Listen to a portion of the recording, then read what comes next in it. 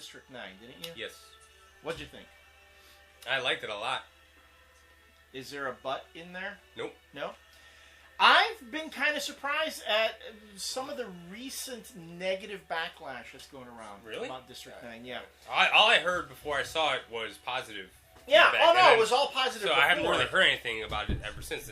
Why is there negative? I think it's because the hype was getting too big for it. People were talking about how it's the greatest science fiction movie ever, and then now people are going in expecting the greatest science fiction movie ever. Like, well, I'm sorry, Avatar, but anyway. Really? But are you thinking that's going to be better? No, I'm just saying it's being hyped that way. Avatar is it whatever. James Cameron's pulling a Mark Miller. Yeah, he is. I'm kind of getting sick of it. And I saw the trailer for that actually before. I saw the trailer for Avatar the first time.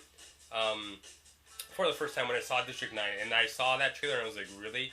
This is what Cameron's been blowing himself about for the last 5 years? 5 years, It's going to be a game changer. Yeah. I saw that, I'm like, wow, I have no interest in seeing that movie. Maybe he's just holding back, but... I have no interest in seeing that movie. In any case, Avatar is going to cost how many millions?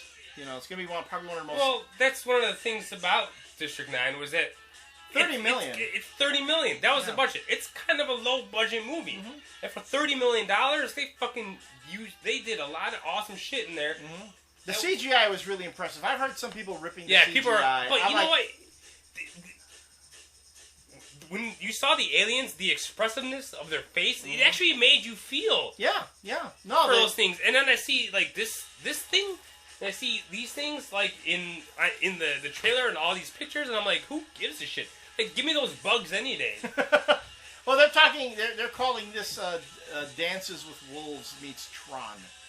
It's kind of like, it's... All I gotta say is, I don't care for those designs, those creatures, and the other thing that I saw, which was almost kind of cool, were those, like, big kind of battle tech mechs. Yeah, which look like the things from Alien. Yeah, which also look like the things from the third Matrix movie. And when I think of the third Matrix movie, then that's when you get in trouble when you got me thinking about the third Matrix movie. Yeah, that's true. In either case, District 9... Yeah, let's get back to District 9. Yeah, District 9... It has... Here's the problem with District 9. And I mean this facetiously when I say the problem. Oh, okay. This is a problem that a lot of fanboys... And I'm going to go back again to the marketing. Okay? Well, it was marketed poorly. Because even now, when you see the trailers for District 9, even after the movie's been out for a while, what do they keep showing? The action sequences. The action sequences. Which are very few and far between. Very few and far between. District 9 is a character piece. Yes. It's a science fiction movie that makes you think. And those are the best science fiction movies. Yeah. Easily. If you're going to rip District 9, then you should... Okay, how many of you out there also... How many action sequences are in Blade Runner? I actually know this because I just rewatched it. Maybe like 2.5? 2.5. You have, of course, Joanna Cassidy getting shot in the back by Harrison Ford. And then... Way to go. Yeah. Bendis scripted that scene. He did. And then you have, of course... and then the whole big ending with Pris and Roy. I mean, that's the entire ending. Pris and Roy. So, I guess that's... Yeah.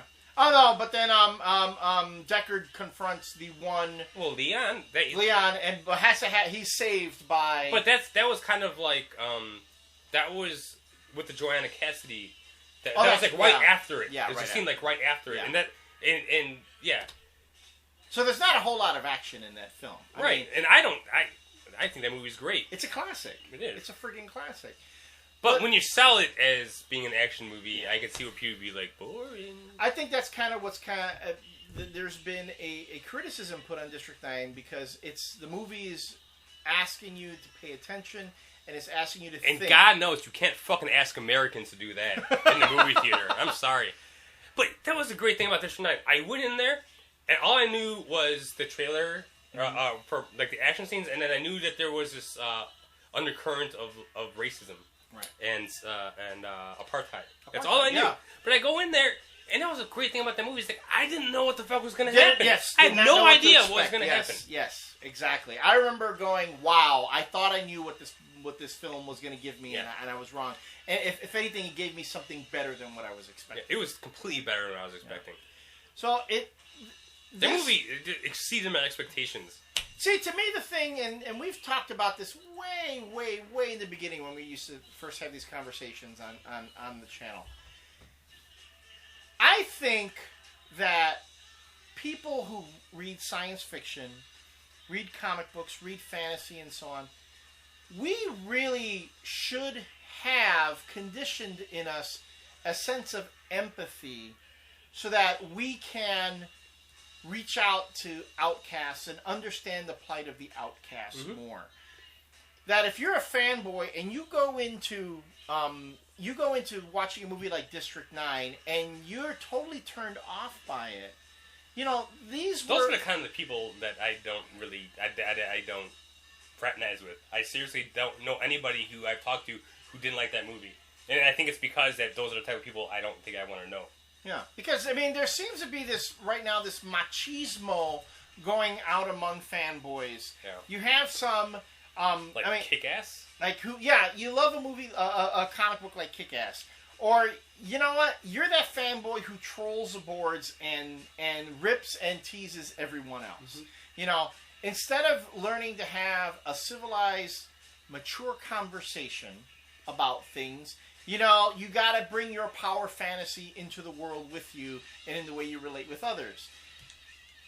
A movie like District 9, if anything, you have to have empathy to really enjoy it. And if you didn't really enjoy it, or if you didn't really get something from it, then you got problems. Take personal inventory. That's all I can say. Take some personal inventory. And don't get me wrong. If you thought the movie was boring... if it was too long, you didn't like the love story and stuff like that, okay, that's one thing. But if you went in and you didn't care for any of the characters, if you were like, these aliens, why aren't they, they should just shoot them and blow them up. That's when things are really cool. I want to see bang, bang, shoot them up, people fighting aliens. You know what? I think that a lot of the newer generation of people watching it, we grew up knowing what apartheid was. Yeah, that's true. We were in that generation, so we did know what parallels it was drawing. They might not know. They can see the hints of racism, but they didn't really know what apartheid was. Yeah. Well, racism still goes on. Let's be honest. That if anything, I hate bringing politics into this, but just within the past. Why not, man? You're weeks, handing down life lessons left and right on this segment. So really, these past few weeks, listening to everything that's been going on in the political spectrum with the healthcare reform and seeing how there's really seem to be divided right now. I'm saying this for the benefit of our European viewers, like Locus Mortis and Fanboy D, and you look at you get this.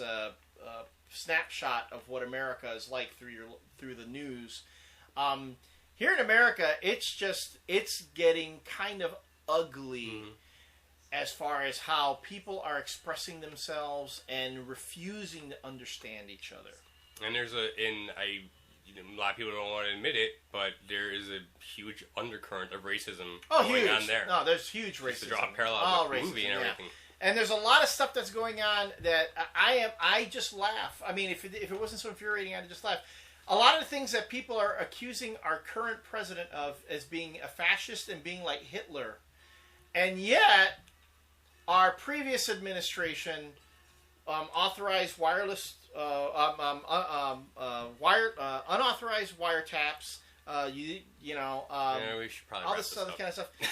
The previous president, everybody, the people who hate Obama now love the previous administration. I am heartened to say that a lot of the comic fans I know look at the world through a different spectrum than that. And I guess when you look finally got there. Yeah, See? finally look there.